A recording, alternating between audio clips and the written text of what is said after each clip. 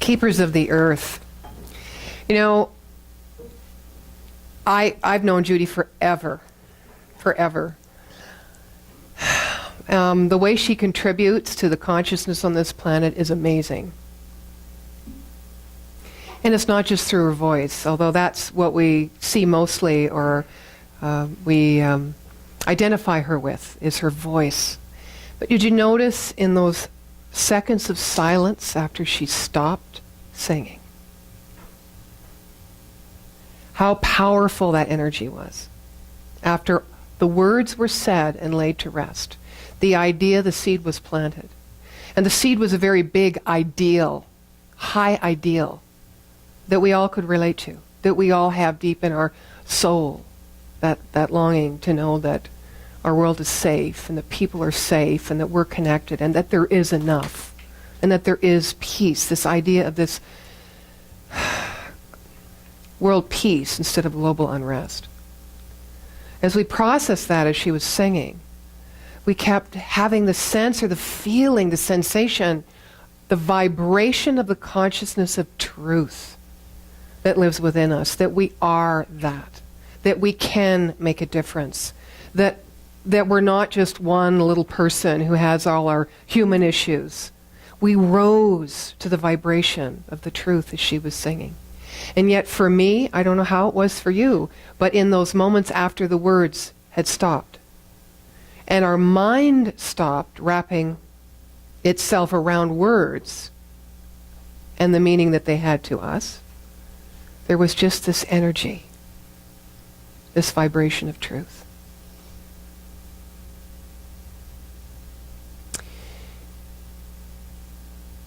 I think desire is like that.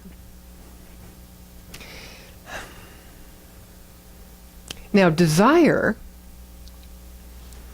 in an individual sense, in a human sense, and I will say that only to aid my exploration of this topic with you today, not to separate it from our spiritual beingness, because for me, they are one and the same.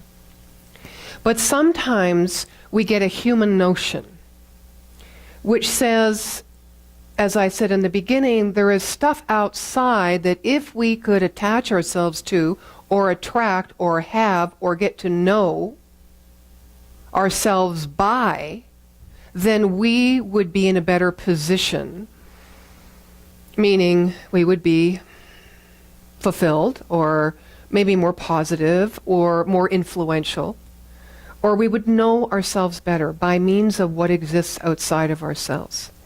And the desire for that object, being we are the subject and there is an object that we wish to attract, whether it's in the form of a person, in money, in an experience, whatever, the desire, that moving forward, that putting our sights on something in particular, gives us often, for a short term or long term, a sense of meaning and purpose. Because we have a goal, we have something we want to achieve, we have a direction, thank God. How often do we just hang out and we go, I don't know, I just don't know. And of course, in our humanness, we don't like that we don't know. We resist that we don't know. We feel if we knew, everything would be much better. Of course, when we know, we get there, and what do we find? That we have a desire yet beyond that. That now we need to know something more because we've been only temporarily gratified and satisfied. It never stops. Never, ever, ever, ever, ever. So my thought, after the years of trying to understand this principle by living this principle, meaning applying this principle of there is only one, the principle of cause and effect, to every little thing that comes where I meet resistance, or where I get stuck, or I get this feeling of unrest in me, by turning my mind to this higher idea, say the law of attraction. The law of attraction is impersonal. it responds to our energy.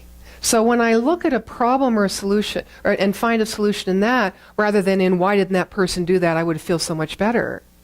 Meaning giving that person control over how I feel, instead of taking control in here, which is where the power is. Oh, hi, Patty. Where the power is.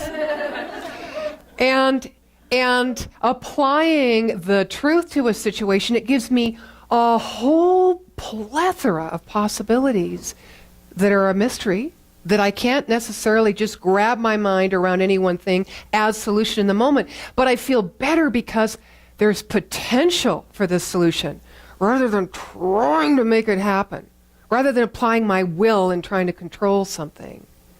Because it keeps it limited, it keeps you tight. And doesn't matter what it is you're trying to find a solution for. Bottom line is you want to feel that you're alive. You know, that you feel good, that you're happy, that there's possibility, that you're onto something, that you matter, that your life has meaning. Sometimes we look at that and we go, well, my life has meaning if I'm moving in the right direction. Because if I'm in the wrong direction, we just kind of want to just push that behind us and pretend no one saw that. But the problem is, if you want to get inside the room, on the other side of the door, you have to walk through the door. If we want to get to what Sri Aurobindo talks about as our human destiny, we have to master, and I'll use that word, master our individuality, our uniqueness. And part of mastering that is, well, for me, bottom line is embracing it, accepting it. Which means all that stuff, a lot of that stuff behind us is an open connection to somebody else. Because we would not know compassion, we would not know empathy, we would not know. We would be so superior, we would stay in our mind and not in our heart. We would never walk the path of knowing it's more important to love than it is to know. The wisdom is in the heart anyway. You know, these last 2 months we're talking about that integration of mind and heart, creating a world that honors everyone, and we must start with ourselves. And desire is often something that throws us way off what we think is the right path. Is it not true, Susan? You know this one. So do I. Sometimes desire is wrapped up in something called passion. And I'm not talking about spiritual passion. I'm talking about carnal passion. Oh, how many of us have been there? We think our head's spinning a 360. We're like the Exorcist. We're not too sure what's going on, right? And all we want to do is escape. Please give me the answer here. My life is like this. Nothing else is working. I can't concentrate on anything. This is what's happening. Now, desire does bring us that sensation. And you know what? We love it because we want to give all of ourselves into something. And as human beings, we often find that something in another person through love.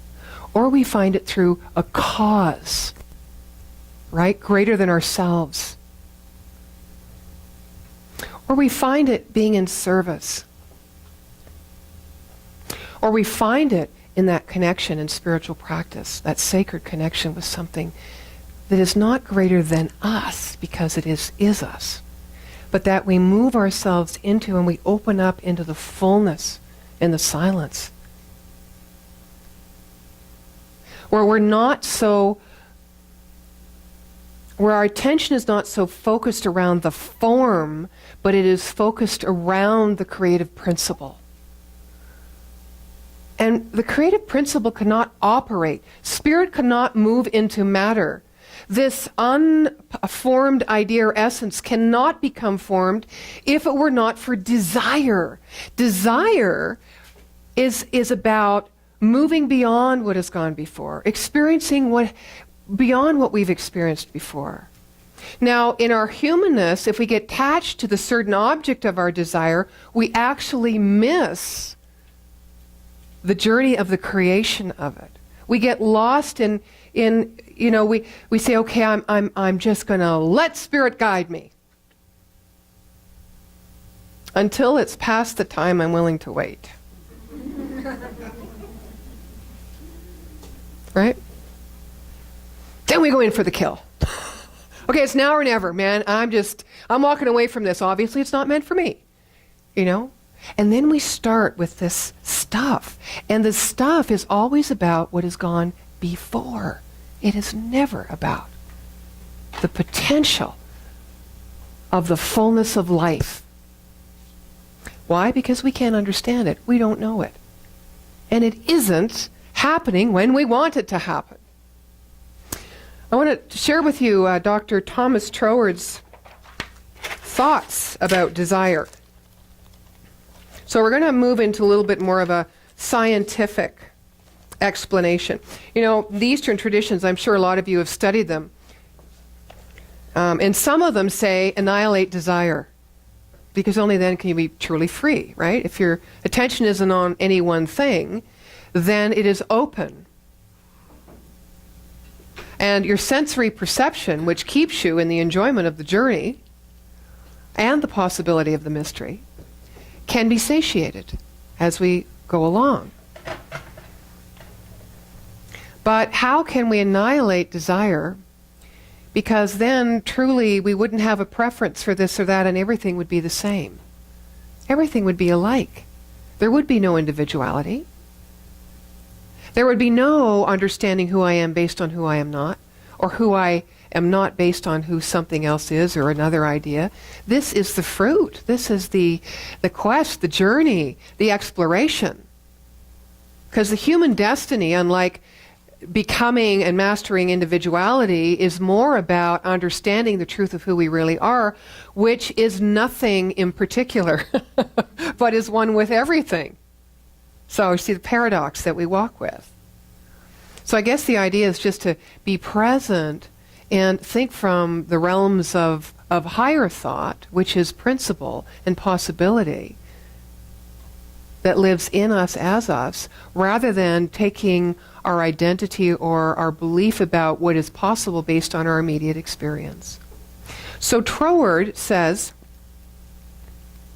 every form of expression implies the selection of all that goes to make up that form, and the passing by of whatever is not required for that purpose. So hence a desire for that which is selected in preference to what is laid aside. And this selective desire is none other than the universal law of attraction. So this is the way all life is created. All life.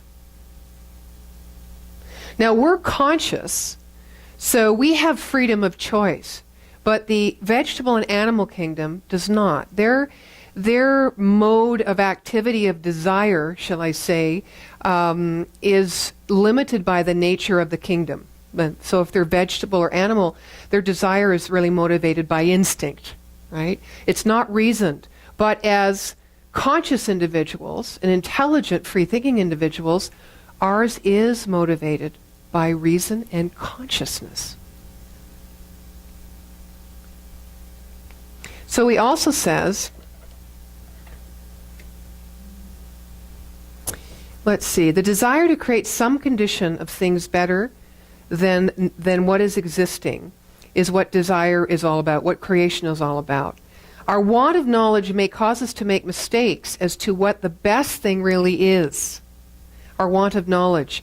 And so in seeking to carry out our desire, we may give it a wrong direction. Now, I don't know that I concur exactly with this. I know we all think sometimes we go in a wrong direction. I know we often don't even take a step because we're fearful we're going to go and make a mistake and go in the wrong direction. We're so fearful about where we think we might end up that we don't spend enough time looking at the possibility of what it is we could create. Right? I know that was your mom's, as a religious science minister, it was one of her big messages, if I remember correctly. Let's forget about what we don't want and where what it is we don't like, and start creating and raising the vibration of our spiritual energy to allow that law of attraction, which is impersonal, which takes its lead from the energy and the power within us to bring to us what it is we do want. But we can't do that if our mind is focused on what we don't want. So I don't think personally there's ever a wrong direction. Because I know that the full potential and intelligence within us that is causal to all things on an impersonal level through spiritual law is always working. There is no wrong direction. Every direction we take, every step we take will lead us back to our human destiny, which is to know ourselves as spiritual beings.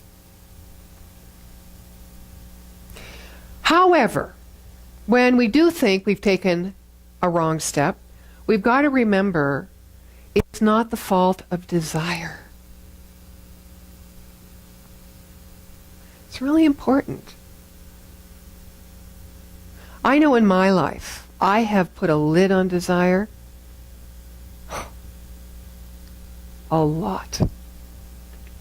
It's not appropriate. It's not the right time.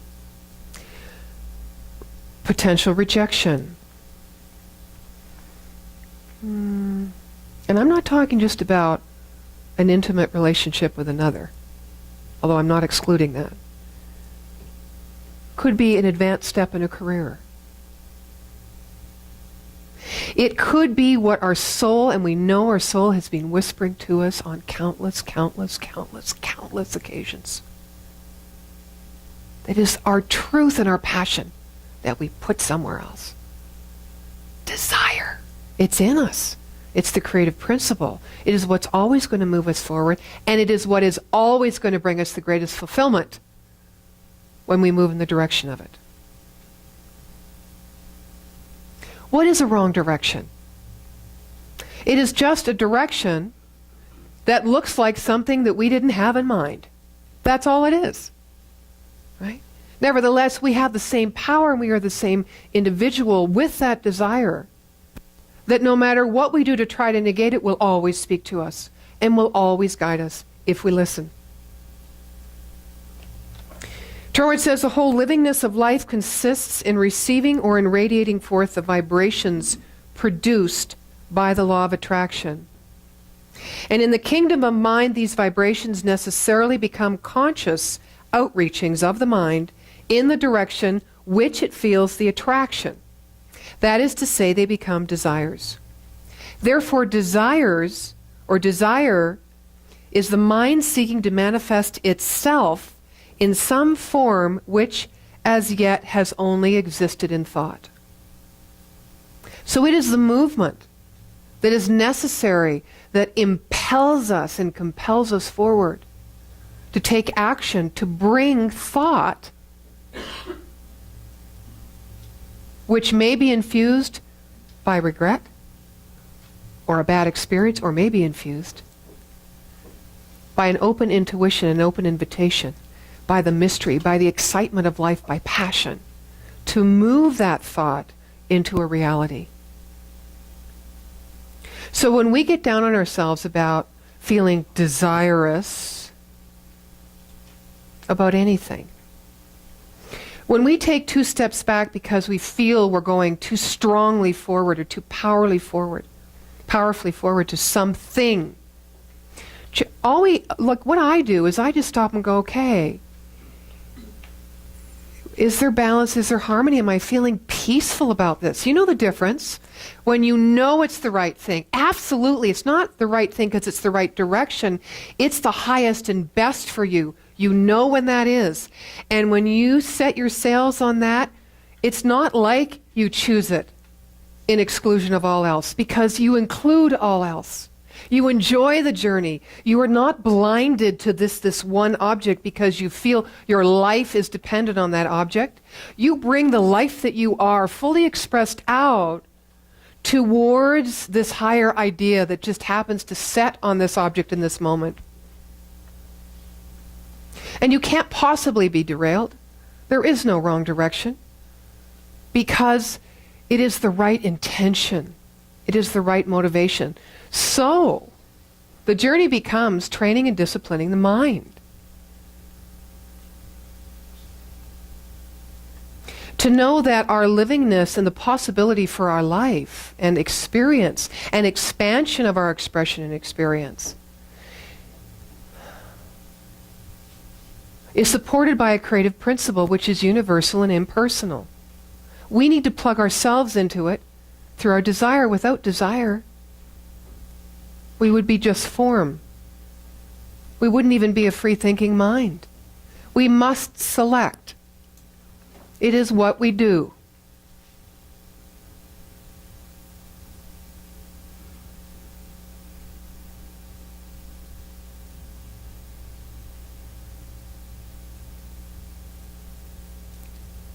Desire. Interesting topic.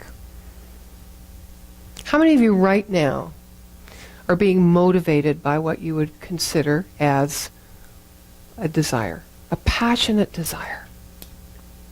And how many of you have a desire that I would say is both human and spiritual in nature, where you can see, okay, great. So that to me says that you feel on purpose about something. On purpose about something. Because you can't exclude our human sensate needs and requirements when we're on fire with a purpose that is greater than us, that we know we can identify because it is who we are. That's the journey. It's the integration of the mind and the heart. Right? So, I get, in the Eastern tradition, this idea of freedom by letting desire go, by letting wants go. But we have needs. And if we're not in touch with what we need, we will be directed to this and that aimlessly, in this moment or that moment. We will never feel centered in the spiritual livingness, knowing that we are supported by this universal principle, this God, this law, God as law, however you want to call this intelligence that lives within us. And what we want, what our soul wants to know, is that it's whole and complete. That it's not broken, that it doesn't need to be fixed, that there's nothing that needs to be healed. We long to come from that place. Some people call that love. You know? Some people call it creative expression.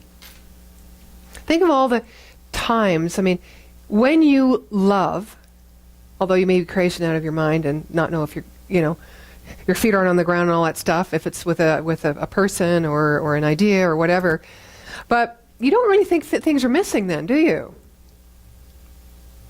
No. But sometimes when we're desirous of something, an object, and it's coming not from the place where we've given our fullness, from this place, from the higher idea of the fact that potential lives here and source lives here, and we are just sharing and expressing and giving this out because there is nothing we lack. When we don't come from that place, desire can throw us into depression, despondency. We can annihilate ourself and our life because we are not accessing the object of our desire. So let's look at desire differently today. Let's call it good and very good, because it is what moves us forward and makes us feel alive. But let us remember always to come from this place of higher thought, knowing that we are not alone and that there is this principle, we call it a law of attraction for today's conversation, that will take that which we are and bring it back to us. Life is like a mirror. It's a reflection. Right? So what are we going to put our energy into? The object of our desire, or the creative principle that works within us, that is intelligence, that is God? So that we can be open and not be on this crazy schedule where we try to plan our life so that we miss the beauty and the grace and the majesty and the miracle in the ordinary things. Desire. It's everywhere. It's in me right now. I honor each one of you for being here. Thank you. You bring my desire to life. Truly. Truly. Thank you. And so it is.